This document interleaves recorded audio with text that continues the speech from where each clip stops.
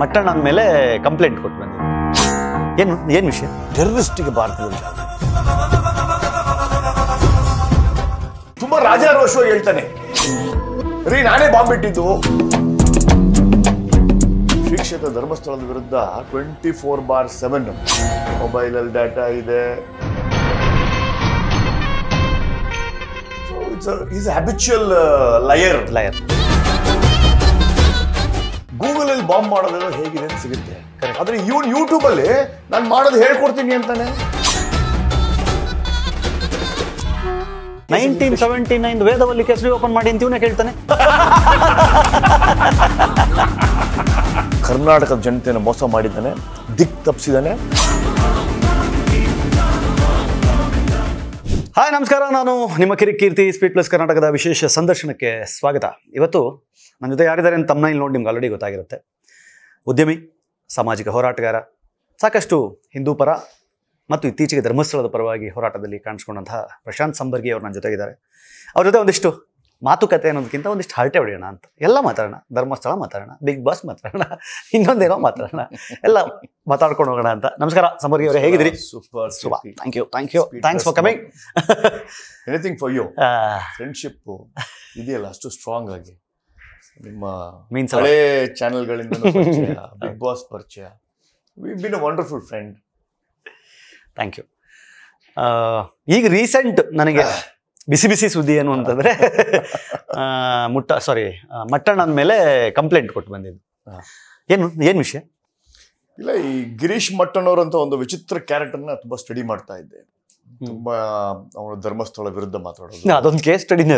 Case study is ಅವನ್ character. ಅವನು ಎಲ್ಲ ವಿಡಿಯೋಗಳನ್ನ ನಮ್ಮ ಆಫೀಸಲ್ಲಿ ಡಂಪ್ ಮಾಡಕ್ ಹೇಳಿದೆ.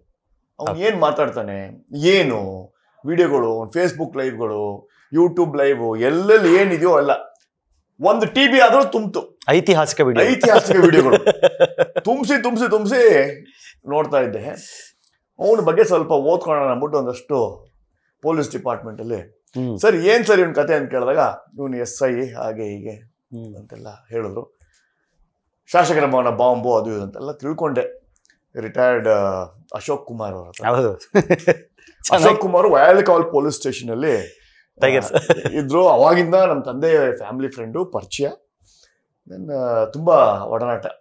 ಸೊ ಅಶೋಕ್ ಕುಮಾರ್ ಸರ್ ಹತ್ರಕ್ಕೆಲ್ಲ ಕೇಳಿ ತಿಳ್ಕೊಂಡು ಇವನ್ ಬಗ್ಗೆ ಒಂದಷ್ಟು ರಿಸರ್ಚ್ ಮಾಡೋಣ ಅಂತ ಮಾಡಿ ಇಳಿದೆ. ಯಾವ ಊರು, ಖುದ್ದೇನು, BJP ಏನಕ್ಕಿದ್ದ, ಯಾವೆಲ್ಲ ಸುತ್ತಾಡಿದ,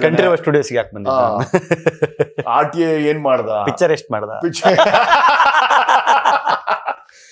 ಎಲ್ಲವೂ ಸಮಗ್ರ ಮಾಹಿತಿ ಅಂತ ತಿಳ್ಕೊಂಡು, ಇವನ್ ಮೋಟಿವ್ ಇಲ್ದೇನೆ ಈ ತರದ್ದೆಲ್ಲ ಒಂದು ಬರಲ್ಲ. ಶ್ರೀ ಕ್ಷೇತ್ರ ಧರ್ಮಸ್ಥಳದ ವಿರುದ್ಧ 24/7 ಮೊಬೈಲಲ್ಲಿ ಡಾಟಾ ಇದೆ, ಅದು ಇದು ಅಂತ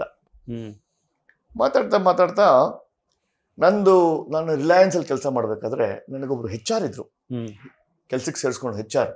ಅವರು human body language, psychometric test ಎಲ್ಲ ಮಾಡ್ತಾರೆ. ಆತನು ಸ್ವಲ್ಪ ಪ್ರೋ ರೈಟ್ ಆ ಥರದ್ದೆಲ್ಲ ಧರ್ಮಸ್ಥಳ ಬಗ್ಗೆ ಸ್ವಲ್ಪ ಕಾಳಜಿ ಇರೋರು. ನಾನು ಸುಮ್ಮನೆ ಹಂಗೆ ಮಾತಾಡ್ತಾ ರಾವ್ ಅವ್ರು ಕೇಳಿದೆ, sir can you study this person from a human behaviour point of view? ಆಮೇಲೆ ಅವ್ರ ಬಾಡಿ ಲ್ಯಾಂಗ್ವೇಜ್ ಅವರು ನಿಮ್ಗೆ ಏನು ಅನ್ಸುತ್ತೆ ಸ್ವಲ್ಪ ಸ್ಟಡಿ ಮಾಡಿದೆ. ನಂಗೆ 3 days ಟೈಮ್ ಕೊಡು, ಐ ವಿಲ್ ಅವ್ನಿರೋ ವಿಡಿಯೋಸ್ ಎಲ್ಲ ಸ್ಟಡಿ ಮಾಡ್ತೀನಿ ಅಂತ ಅನಲೈಸ್ ಮಾಡಿ ಈ ಕೆಲ್ಸಕ್ಕೆ ಸೇರಿಸ್ಕೋಬೇಕಾದ್ರೆ ಬಾಡಿ ಲ್ಯಾಂಗ್ವೇಜ್ ವೆರಿ ಇಂಪಾರ್ಟೆಂಟ್ ಮಾಡ್ತಾರೆ. So is expert in that. ಸುಳ್ಳು ಹೇಳೋದು ಅಥವಾ ಕಾನ್ಫಿಡೆನ್ಸ್ ಲೆವೆಲ್ ಚೆಕ್ ಮಾಡೋದು, ಐಸ್ ಚೆಕ್ ಮಾಡೋದು, ಯಾವ ಥರ ಟಿಲ್ಟ್ ಆಗುತ್ತೆ, ರೈಟ್ ಟಿಲ್ಟ್ ಆಗತ್ತಾ, ಬಾಯಿ ಹೆಂಗ್ ಸೊಟ್ಟಾಗುತ್ತೆ ಎಲ್ಲ ಸ್ಟಡಿ. ಈ ತರ ಗಿರೀಶ್ ಮಟ್ಟಣ್ಣವ್ರನ್ನ ಸ್ಟಡಿ ಮಾಡಕ್ಕೆ ಅಮೆರಿಕದಲ್ಲಿ ಕೂತ್ಕೊಂಡು ಅವ್ನು ಸ್ಟಡಿ ಮಾಡಿದ್ರು. ಸುಳ್ಳು ಹೇಳ್ತಾನೆ ಅಂತ ಹೇಳಿದ್ರು. ಹೌದಾ? ಅವ್ನು ಸುಳ್ಳು ಹೇಳ್ತಾನೆ ಅಲ್ಲ, ಸುಳ್ಳು ಹೇಳೋದು ಅದು ಸ್ಟಡಿ ಅಲ್ಲಲ್ಲ, ಅದು ಸುಳ್ಳು ಹೇಳ್ತಾನೆ ಅನ್ನೋದಕ್ಕೆ ಸ್ಟಡಿ ಮಾಡಬೇಕಾಗಿಲ್ಲ. ಅದು ರೆಡ್ ಹೆಡ್ ಸಿಗ್ತದೆ. ಅವ್ನು ಪ್ರತಿ ಸಲ ಮಾತಾಡಿದಾಗ ಸುಳ್ಳು ಹೇಳಿದಾಗ ಇಲ್ಲೆಲ್ಲ ಟ್ರಾಕ್ಷನ್ ಆಗುತ್ತೆ, ಅವ್ನು ಟ್ರಾಕ್ಷನ್ ಆಗುತ್ತೆ. ಸೊ ಈಸ್ ಕಂಟ್ರೋಲಿಂಗ್ ಇಸ್ ಇದು. ಸೊ ಈಸ್ ಹ್ಯಾಬಿಚುವಲ್ ಲಯರ್ ಅಂದ್ರೆ ಪದೇ ಸುಳ್ಳು ಹೇಳ್ತಾನೆ ಅಂತ. ಸೊ ಇದೆಲ್ಲ ಸ್ಟಡಿ ಮಾಡಿ ಕೊನೆಗೆ ಅವ್ನ ವಿಡಿಯೋಗಳೆಲ್ಲ ನೋಡಿ, ಅದ್ರಲ್ಲೊಂದು 3-4 ವಿಡಿಯೋ ತುಂಬಾ ನನಗೆ ತಲೆ ಮೇಲೆ ಹೊಡೆದಂಗೆ ಆಗ್ತಾ ಇತ್ತು. ಅದನ್ನ ಕಟ್ ಮಾಡಿಸಿ ವಿಡಿಯೋ ಎಲ್ಲ ಒಂದೊಂದು ಕಡೆ ಒಂದು ಏನದು ಡ್ರೈವ್. ಅದು ಏನಿರುತ್ತೆ ವಿಡಿಯೋದಲ್ಲಿ ಅಂದ್ರೆ ತುಂಬಾ ರಾಜಾರೋಷವಾಗಿ ಹೇಳ್ತಾನೆ, ರೀ ನಾನೇ ಬಾಂಬ್ ಇಟ್ಟಿದ್ದು. ಕರೆಕ್ಟ್, ಅದು ನಾನು ನೋಡಿದ್ದೀನಿ. ನನಗೆ ಬ್ರ್ಯಾಂಡ್ ಇರೋದೇ SI ಬಾಂಬ್ ಅಂತ, ನನಗೆ ಯಾವ್ದು ನಾಚಿಕೆ ಇಲ್ಲ, ನಾನು ತುಂಬಾ ಗರ್ವದಿಂದ ಹೇಳ್ತೀನಿ, ನನಗೆ ಅದು ಬಾಂಬ್ ಅಂದ ತಕ್ಷಣ ನನಗೆಲ್ಲ ತುಂಬಾ ರೋಮಾಂಚನ ಆಗುತ್ತೆ, ಇದ್ರದ್ದೆಲ್ಲ ಮಾತಾಡಿದ ನಾನು. ಅರೆ ಬಸ್ ಇಷ್ಟು ಒಪ್ಕೊಂತ ಇದ್ದಾನಲ್ಲ ಅಂದ್ಬಿಟ್ಟು ಕೇಸ್ ಸ್ಟಡಿ ತೆಗೆಸಿದೆ ಒಂದು. ಬೊಂಬಾಸ್ಟಿಕ್. ಅವನು ತುಂಬಾ ರಾಜಾರೋಷವಾಗಿ ಎಲ್ಲ ಹೇಳ್ಕೊಂಡು ಸುತ್ತಾಡ್ತಾ ಇದ್ದ. ಇನ್ನೆಲ್ಲ ಏನ್ರಿಷ್ಟು ಧೈರ್ಯವಾಗಿ ಹೇಳ್ಕೊಂತ ಇದ್ದಾನೆ, ಏನಾಯ್ತು ಒಂದು ಕೇಸು ಅಂತ ನಮ್ಮ ಆಫೀಸಲ್ಲಿ ವಕೀಲರು ಕೇಳಿದೆ. 16 ಹೋಗ್ಬಿಟ್ಟಿದೆ. ತಂದು ಕೊಟ್ರಪ್ಪ ಇಷ್ಟು ಪೇಜು. 243 of 2005. ಎಕ್ಸಾಕ್ಟ್ಲಿ. CCH 66 ಅವನನ್ನ ಖುಲಾಸೆ ಮಾಡ್ಬಿಟ್ಟಿದ್ದಾರೆ 2016. ಅಲ್ಲಿ ಏನೆಲ್ಲ ಆಗಿದೆ ಎಲ್ಲ ನೋಡಿದ್ರೆ ನನಗೆ ಗೊತ್ತಿಲ್ಲ. ಅದೇ ಸೇಮ್ ಈಗ ಸೇಮ್ ಇವನ್ ಕೇಸು ಸಹಿತ ಸಂತೋಷ್ ಅವತರನೇ ಲ್ಯಾಕ್ ಆಫ್ ಎವಿಡೆನ್ಸ್. ಅದರಲ್ಲಿ ಸ್ವಲ್ಪ ಇನ್ಫಾರ್ಮೇಶನ್ ಗೊತ್ತಾಯ್ತು ದಟ್ ಹಿ ಹ್ಯಾಸ್ ಲೈಡ್ ಅಂಡರ್ ಓತ್. ಅಲ್ಲಿ ತುಂಬಾ ಸುಳ್ಳನ್ನು ಹೇಳಿದಾನೆ ಕೋರ್ಟಿಗೆ, ಭಗವದ್ಗೀತೆ ಮುಟ್ಕೊಂಡು. ಅದಾದ ನಂತರ ಇಲ್ಲಿ ವಿಡಿಯೋಗಳು ಹೇಳಿದಾನಲ್ಲ, ಆ ವಿಡಿಯೋದಲ್ಲಿ ಕರೆಕ್ಟ್ ರೇ ಬಾಂಬ್ ಮಾಡೋದು ಹೇಳ್ಕೊಡ್ತೀನಿ ಬನ್ರಿ, ಅದೇನು ಬ್ರಹ್ಮವಿದ್ಯೆನಾ ಅಂತ ಹೇಳ್ತಾನೆ. ಬ್ರಹ್ಮವಿದ್ಯೆನ ಅದು ಹೇಳ್ಕೊಡ್ತಾನಂತೆ ಅವನು ಬಾಂಬ್ ಮಾಡೋದು. ಅದು ಓಕೆ, ನಾನೇ ಮಾಡಿದ್ದು, ನನಗೆ ಗರ್ವ ಇದೆ, ನನಗೆ ಅದಕ್ಕೆ ಹೆಮ್ಮೆ ಅನ್ಸುತ್ತೆ ಎಲ್ಲ ಹೇಳ್ಕೊಂಡಾಗ ಐ ಸಮ್ ಹೌ ಫೆಲ್ಟ್ ಇದನ್ನೇ ಒಂದು ಕನ್ಫೆಷನ್ ಸ್ಟೇಟ್ಮೆಂಟ್ ಮಾಡ್ಬೋದಲ್ಲ.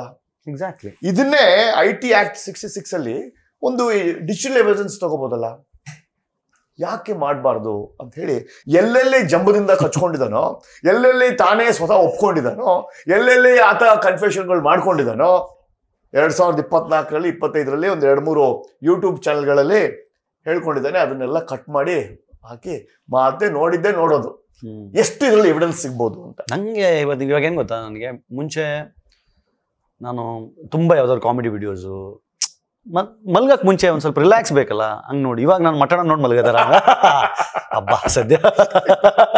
ಸೊ ಅದೆಲ್ಲ ವಿಡಿಯೋ ಎಲ್ಲ ನೋಡಿದಾಗ ನನಗೆ ಗೊತ್ತಾಗಿದ್ದು 2 ವಿಷಯ. ಕನ್ಫೆಷನ್ ಇದೆ ಅದರಲ್ಲಿ, ಆತನೇ ಹೇಳ್ಕೊಂಡಿದ್ದಾನೆ. ಇದನ್ನೇ ಯಾಕೆ ಕಂಪ್ಲೇಂಟ್ ಕೊಡಬಾರ್ದು ಅಂತ ಹೋಮ್ ಸೆಕ್ರೆಟರಿಗೆ, ನಮ್ಮ DIG ಅವ್ರಿಗೆ, ಕಮಿಷನರ್ ಅವ್ರಿಗೆ ಅಷ್ಟು ಪೆನ್ ಡ್ರೈವ್ಗಳನ್ನ ಕಾಪಿ ಮಾಡಿಕೊಂಡು ಅವನೇನು ಮಾತಾಡಿದ್ದಾನೆ ಅದನ್ನು ನಮ್ಮ ಟ್ರಾನ್ಸ್ಕ್ರಿಪ್ಟ್ ಥರ ಯಥಾವತ್ತಾಗಿ ಇಂಟರ್ವ್ಯೂವರ್ ಅವನ ಪ್ರಶ್ನೆ ಎಲ್ಲ ಹಾಕಿ ಯಾಕೆ ಇದನ್ನು ಎವಿಡೆನ್ಸ್ ಆಗಿ ತಗೋಬಾರ್ದು ಅಂತ ಹೇಳಿ, ಅದು ಮೊದಲನೇ ಕಂಪ್ಲೇಂಟು. 2ನೇ ಕಂಪ್ಲೇಂಟು, ಗೂಗಲಲ್ಲಿ ಬಾಂಬ್ ಮಾಡೋದೆಲ್ಲ ಹೇಗಿದೆ ಅಂತ ಸಿಗುತ್ತೆ, ಆದರೆ ಇವನು ಯೂಟ್ಯೂಬಲ್ಲಿ ನಾನು ಮಾಡೋದು ಹೇಳ್ಕೊಡ್ತೀನಿ ಅಂತಾನೆ. ಥ್ರೆಟ್. ಸೊ ಇದು also is one of the ಸೊಸೈಟಿಯಲ್ಲಿ ಥ್ರೆಟ್. ಎಲ್ಲ ಸ್ಟಡಿ ಮಾಡಿ ನವೆಂಬರ್ 2022ಕ್ಕೆ ಏನು ಧರ್ಮಸ್ಥಳದಕ್ಕೆ ಅಟ್ಯಾಕ್ ಮಾಡಬೇಕು ಅಂತ ಒಂದು ಕುಕ್ಕರ್ ಬಾಂಬ್ ಅನ್ನ ಶುರು ಮಾಡಿರ್ತಾರೆ. ಟಾರ್ಗೆಟ್ ಇಸ್ ಶ್ರೀ ಕ್ಷೇತ್ರ. ಆತನ ಕನ್ಫೆಷನ್ ಸ್ಟೇಟ್ಮೆಂಟ್ ಅನ್ನ EDಯಲ್ಲಿ ಪ್ರೆಸ್ ನೋಟ್ ಆಗಿ ರಿಲೀಸ್ ಮಾಡಿರ್ತಾರೆ, ವೆಬ್ಸೈಟ್ ಅಲ್ಲಿ ಸಿಗುತ್ತೆ ನನಗೆ. ಆತ ವೆರಿ ಕ್ಲಿಯರ್ ಆಗಿ ಹೇಳ್ತಾನೆ, ಇದು ಇಲ್ಲಿ ಬ್ಲಾಸ್ಟ್ ಆಗಬಾರ್ದಾಗಿತ್ತು, ಬ್ಲಾಸ್ಟ್ ಆಗಬೇಕಾಗಿದ್ದು ರಾಂಗ್ ಟೈಮ್ ಸೆಟ್ಟಿಂಗ್ಸ್. ಅದು 90 ನಿಮಿಷ ಇಡೋ ಬದಲು 9 ಸೆಕೆಂಡ್ ಓದ್ಕೊಂಡಿಲ್ಲ, ಮದ್ರಸದಲ್ಲಿ ಓದ್ಕೊಂಡಿರೋದು 90 ಸೆಕೆಂಡ್ಗೂ ಮಿನಿಟ್ ಗೊತ್ತಿಲ್ಲ, ಬ್ಲಾಸ್ಟ್ ಆಗ್ಬಿಟ್ಟಿದೆ. ಕುಕ್ಕರ್ ಬ್ಯಾಂಡ್ ಶಾರಿಕ್ ಅನ್ಕೊಂತೀನಿ. ಕರೆಕ್ಟ್. ಸೊ ಆತ ಹೇಳಿದ ಸ್ಟೇಟ್ಮೆಂಟ್ ಅನ್ನ ನೋಡಿದೆ, ಇಂಟರ್ನೆಟ್ ಸಿಗುತ್ತೆ ಅದು. ಯಾಕೆ ಇವನೇ ಮಟನ್ ಅವ್ರು ಯಾಕೆ ಹೇಳ್ಕೊಟ್ಟಿರ್ಬೋದು, ಕೊಟ್ಟಿರ್ಬಾರ್ದು, ಯಾಕೆ ಮಾಡಿರ್ಬಾರ್ದು? ಇದೊಂದು ಅಟ್ಲೀಸ್ಟ್ 0.01%. ಯಾಕಂದ್ರೆ ಈ ಬಾಯಲ್ಲಿ ಬಂದಿದೆ, ಅದಲ್ಲ ಆಗ್ಬೇಕಾಗಿತ್ತು. ಇಲ್ಲಿ ಒಂದೇ ಟಾರ್ಗೆಟ್. ಇವನು ಹೋರಾಡ್ತಾ ಇರೋದೇನೋ ಬುಲ್ಡೋಸರ್ ಹಾಕಿ ಅದು ಇದು ಶ್ರೀ ಕ್ಷೇತ್ರ ದಿನ ಬೆಳಿಗ್ಗೆ ಇದ್ರೆ ಇದೇ ಕೆಲಸ. ಬೈಯೋದು, ಹರ್ಷೇಂದ್ರ ಅವ್ರು ಬೈಯೋದು, ಶ್ರೀ ವೀರೇಂದ್ರ ಹೆಗಡೆ ಅವ್ರು ಬೈಯೋದು, ಇದೇ ಕೆಲಸ. ಇದೇನೋ ಇದು ಒಂದು ಪಿತೂರಿ ಇದೆ, ಶಾರಿಕ್ ಇವ್ ಏನೋ ನಂಟಿರ್ಬೋದು ಅಂತ ಹೇಳಿ ಒಂದು ಕಂಪ್ಲೇಂಟ್ ಡ್ರಾಫ್ಟ್ ಮಾಡಿ ಹೋಗಿ ಒಂದು ಅರ್ಧ ಗಂಟೆ ಕೂತ್ಕೊಂಡೆ ಕಮಿಷನರ್ ಜೊತೆಗೆ. ಯಾಕಾಗ ಅನ್ಸುತ್ತೆ ನಿನಗೆ, ಇಷ್ಟು ವರ್ಷ ಆದ್ಮೇಲೆ ಬಂದಿದೆಯಲ್ಲ, ಯಾಕೆ ನಿಂಗೆ ಅವಾಗಲೇ ಫ್ಲಾಶ್? ಸರ್ ಈಗ ಆ ಥರ ಅವನ್ನೆಲ್ಲ ಬಾಯಿಗೆ ಬಂದಾಗ ಮಾತಾಡ್ತಾ ಇದ್ದಾನೆ, ಈಗ ಒಂಥರ ಸೈಕ್ ಆಗ್ಬಿಟ್ಟಿದ್ದಾನೆ, ಏನೇನೋ ಮಾತಾಡ್ತಾ ಇದ್ದಾನೆ, ತುಂಬ ಜಂಪ್ದಿಂದ ಹೇಳ್ಕೊತಾ ಇದ್ದಾನೆ. ನೋಡಿ ಸರಿ ಕಂಪ್ಲೇಂಟ್ ಅಂದಾಗ ಸ್ಟಡಿ ಮಾಡಿ ವಿಡಿಯೋ ಹಾಕಿ ಲ್ಯಾಪ್ಟಾಪಲ್ಲಿ ವಿಡಿಯೋ ಪ್ಲೇ ಮಾಡಿ we played. There is evidence in this, there is substance in this, let me take a legal opinion. 2016 ಇದು ಖುಲಾಸೆ ಆಗಿರೋದ್ರಿಂದ what is the legal stand? 9 ವರ್ಷ. ಸರ್ ನಾನು ಹೇಳಿದೆ, ಕ್ರಿಮಿನಲ್ ಕೇಸಿಗೆ ಲಿಮಿಟೇಷನ್ ಇಲ್ಲ ಸರ್. ಇಲ್ಲ, ಈಗ ಸಿವಿಲ್ 1979 ವೇದವಲ್ಲಿ ಕೇಸ್ ಓಪನ್ ಮಾಡಿ ಅಂತೀವನೇ ಕೇಳ್ತಾನೆ. ಸೊ ಇವ್ನ ಕೇಸ್ ಓಪನ್ ಮಾಡ್ಬೇಕಲ್ಲ. ಸೊ ಈ ಚುನಾಯಿತ ಪ್ರತಿನಿಧಿಗಳು 2003 ಆಗಿರೋದು. ಅಸೆಂಬ್ಲಿ ಯಡಿಯೂರಪ್ಪ ಆದ್ರು, ಕುಮಾರಸ್ವಾಮಿ ಆದ್ರು, ಸಮ್ಮಿಶ್ರ ಸರ್ಕಾರ ಎಲ್ಲ ಆಯ್ತು. ಒಂದು 500 ಜನ ಅಂದು MLAಗಳು ಬಂದು ಹೋಗಿದ್ದಾರೆ. ಕರೆಕ್ಟ್. ಒಬ್ರನ್ನೂ ಧ್ವನಿ ಎತ್ತಲಿಲ್ಲ. ಒಬ್ಬ ಸಾಮಾನ್ಯ ಕಾರ್ಯಕರ್ತ, ಸಾಮಾಜಿಕ ಹೋರಾಟಗಾರ ಹೋಗಿ ಕಂಪ್ಲೇಂಟ್ ಕೊಟ್ಟು ಪೊಲೀಸರು ಮಾಡಲಿಲ್ಲ ಅಂದ್ರು ಹೈಕೋರ್ಟ್ ಅಲ್ಲಿ ರಿಟ್ ಪೆಟಿಷನ್ ಹಾಕಾದ್ರು ಅದನ್ನು ಓಪನ್ ಮಾಡಿಸ್ತೀನಿ. ಹೌದಾ? ಹೌದು. ಯಾಕೆಂದ್ರೆ ನೀನು ರೈಟೋ ಲೆಫ್ಟೋ ನಾಸ್ತಿಕನೋ ಅದಲ್ಲ ಪಾಯಿಂಟ್. ನೀನ್ ಲೆಫ್ಟ್ ಐಡಿಯಾಲಜಿನಾ, ದೇವ್ರ ನಂಬಲ್ವಾ, ಬೇಡ, ಕಮ್ಯುನಿಸ್ಟಾ, ಹೋಗು. ಇವನ್ ದೇವ್ರ ಹಬ್ದಾನ, ಜೈ ಶ್ರೀರಾಮ್ ಹೇಳ್ತಾನೆ, ರೈಟ್, ಓಕೆ. ಆದ್ರೆ ಟೆರರಿಸ್ಟ್ಗೆ ಭಾರತದಲ್ಲಿ ಜಾಗ ಇಲ್ಲ. ಕರೆಕ್ಟ್. ಕಾನೂನಿಗೆ ಬೆಲೆ ಕೊಡದವರು ಮತ್ತು ಟೆರರಿಸ್ಟ್ಗಳು ಅದೆರಡು ಅವರೇ ಮಾಡ್ಕೊಂತಾರೆ. ಲೆಫ್ಟರು ಟೆರರಿಸ್ಟ್ಗೆ ಧರ್ಮ ಇಲ್ಲ ಅಂತ. ಯಾವ ಧರ್ಮ? ನಮ್ಮ ಮಟ್ಟಣ್ಣವ್ರು ಯಾವ ಧರ್ಮ ಅಂತ ಹಂಗೆ ಗೊತ್ತು. ಅವನ ಬುಡ್ಬುಡಿಕೆ, ಅವನ ದೇವರು. ನನ್ಗೆ ಏನ್ ಅನ್ಸುತ್ತೆ, ಒಂದೊಂದ್ಸಲಿ ಅವ್ನು ನೋಡಿದ್ರೆ ಅಯ್ಯೋ ಅನ್ಸುತ್ತೆ, ತುಂಬಾ ಅಯ್ಯೋ ಅನ್ಸುತ್ತೆ. ಯಾಕೆ ಅಂತಾನು ಹೇಳ್ತೀನಿ ನಾನು. ಸೌಜನ್ಯ ಪರ ಹೋರಾಟದ ದಿಕ್ಕು ಕೆಡಿಸಿದ್ದೆ ಗಿರೀಶ್ ಮಠಣ್ಣ. ಅಲ್ಲಿ ತನಕ ಅದು ಏನೋ ಒಂದು ಪ್ಯಾಟರ್ನ್ ಅಲ್ಲಿ ಮಹೇಶ್ ಶೆಟ್ಟಿ ತಿಮ್ರೋಡಿ ಅವರು ಪ್ರತಿಭಟನೆ, ಸ್ಟ್ರೈಕು, ಇಷ್ಟಕ್ಕೇನೋ ಸೀಮಿತ ಮಾಡ್ಕೊಂಡು ಹೋಗ್ತಾ ಇದ್ರು. ಇಲ್ಲ, ಅವನ ಬಗ್ಗೆ ನಂಗೆ ತುಂಬಾ ಇನ್ಫಾರ್ಮೇಶನ್ ಸಿಕ್ಕಿದೆ. ಮುಂದಿನ ದಿನಗಳಲ್ಲಿ ನಿಮ್ಮ ಮಾಧ್ಯಮಕ್ಕೂ ಮತ್ತು ಕರ್ನಾಟಕದ ಜನತೆಗೂ ಆತನ ಕರ್ಮಕಾಂಡಗಳು ಅಲ್ವಾ, ಅವನ ಸಂಘಟನೆಗಳು, ಅದ್ರಲ್ಲಿ ತುಂಬಾ ವಿಶೇಷವಾಗಿ ಹ್ಯೂಮನ್ ರೈಟ್ಸ್ ಅಂತ ಅವನ ಜೊತೆ ಬಂದಿರ್ತಕ್ಕಂಥ ರೌಡಿಗಳು, ಪುಡಾರಿಗಳು, ಅವ್ರ ಬಗ್ಗೆ ಜಾತಕ. ಅಂದ್ರೆ ಟೀಮು ನಮ್ದು ಅಷ್ಟು ಸ್ಟ್ರಾಂಗ್ ಇದೆ. ಅಂದ್ರೆ ಅಡ್ವೊಕೇಟ್ಸ್ ಇದ್ದಾರೆ. ನಾವ್ ಯಾವ್ದೋ ಮೊಬೈಲಲ್ಲಿ ಗೂಗಲ್ ಅಲ್ಲಿ ಇದೆ ಅಂತ ಹೇಳೋದಿಲ್ಲ. ದೆಹಲಿ ಪೊಲೀಸರು ನೋಡಿ ದಂಗಾಗದೇನಿಲ್ಲ. ಏನಿಲ್ಲ, ಕಂಪ್ಲೇಂಟ್ ಕೊಡೋದು, ಡ್ರಾಫ್ಟ್ ಮಾಡೋದು, ಪೆಟಿಷನ್ ಹಾಕೋದು, ಕರ್ಸೋದು. ಅವ್ನು ಪೊಲೀಸ್ ಮಾಡ್ಲಿ ಅಂದ್ರೆ PCR ಹಾಕೋದು, PCR ಹಾಕಿಲ್ಲ ಅಂದ್ರೆ ರಿಟ್ ಪೆಟಿಷನ್ ಹಾಕೋದು. ಲಾಜಿಕಲ್ ಎಂಡ್ ಇಸ್ ಮೈ ಮಂತ್ರ. Correct. That logical end. Girish Mattannavar ಕರ್ನಾಟಕದ ಜನತೆಯನ್ನು ಮೋಸ ಮಾಡಿದ್ದಾನೆ, ದಿಕ್ ತಪ್ಪಿಸಿದ್ದಾನೆ, ಹಿಂದೂಗಳನ್ನು ಇಬ್ಬಾಗ ಮಾಡಿದ್ದಾನೆ, ನಮ್ಮ ನಂಬಿಕೆಯನ್ನ ಧಕ್ಕೆ ತಂದಿದ್ದಾನೆ. ಎಸ್ಪೆಷಲಿ ಅನೇಕ ಹಿಂದೂ ಯುವಕರನ್ನ ದಿಕ್ ತಪ್ಪಿಸಿ ಫೇಸ್ಬುಕ್ ಅಲ್ಲೆಲ್ಲ ಬರ್ಸೋ ಕೆಟ್ಟದಾಗಿ ಅದನ್ನು ತುಂಬಾ ಸ್ಟಡಿ ಮಾಡಿದೆ ಕೀರ್ತಿ. ಮೆಜಾರಿಟಿ ಆಫ್ ದ ಕಮೆಂಟ್ಸ್, ಈಗ ನಮ್ಮ ವಿಡಿಯೋ ಆಗಿರ್ಬೋದು, ಈ ವಿಡಿಯೋ ಕಮೆಂಟ್ಸ್ ಬರೋದನ್ನ ನಾನು ಬೇಕಾದ್ರೆ ನಿಮ್ಗೆ ನೆಕ್ಸ್ಟ್ ಡೇ ಯಾವ IP ಅಡ್ರೆಸ್ ಇಂದ ಒಂದೇ ಐಡಿಯಲ್ಲಿ ಅವ್ರದ್ದು ವಾಟ್ಸ್ಆಪ್ ಗ್ರೂಪ್ಸ್ ಇದೆ. ಕೆಲವು ಗ್ರೂಪ್ ಅಲ್ಲಿ ನಮ್ಮ ಹುಡುಗರು ಬಿಟ್ಟಿದೀವಿ. ಹೌದು, ಅಲ್ಲಿ ಸ್ಟ್ರೈಟ್ ಅವೇ ಹೆಂಗ್ ಈಗ ಒಂದು ವಿಡಿಯೋ ಈಗ ಅಪ್ಪ ಆಯ್ತಲ್ವಾ, ಟಕ್ಕಂತ ಲಿಂಕ್ ಅಲ್ಲಿ ಹೋಗುತ್ತೆ. ಹೌದು, ಟಕ್ಕ ವಿಡಿಯೋ ಲೆಂತು 35-40 ನಿಮಿಷ. ವಿಡಿಯೋ ಹಾಕಿ 30 ಸೆಕೆಂಡ್ ಅಲ್ಲಿ ಡಬ್ಬ ನನ್ನ ಮಕ್ಕಳು